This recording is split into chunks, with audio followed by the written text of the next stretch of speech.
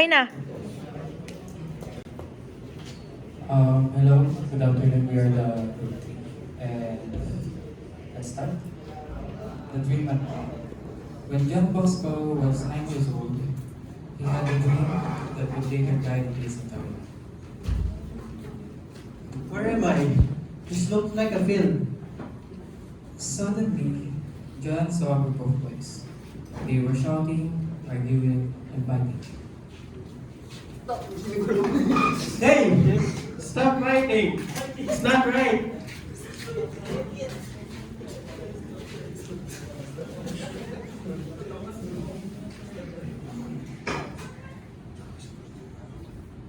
Suddenly, a majestic man appeared.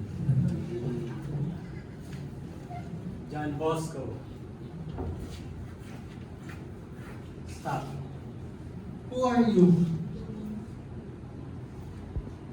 Not with blows, but with charity and gentleness. You win these boys. But they are fighting. How can kindness change them?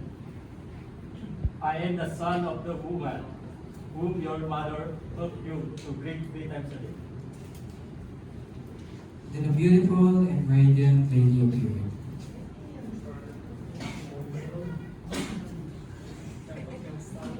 John, look carefully.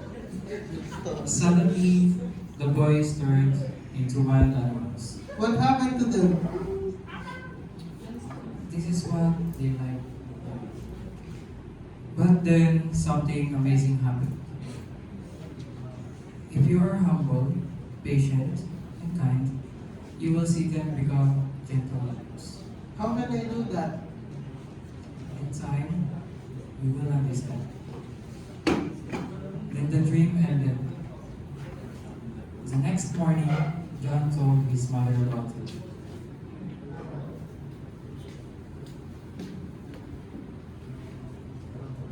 John, you look troubled. What happened?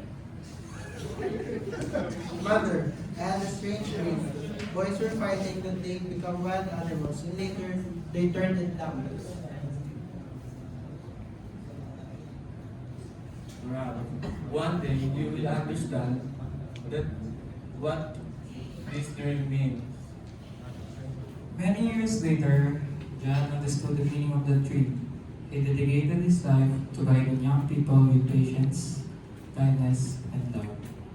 That young boy would grow up to become John Bosco. That's the end.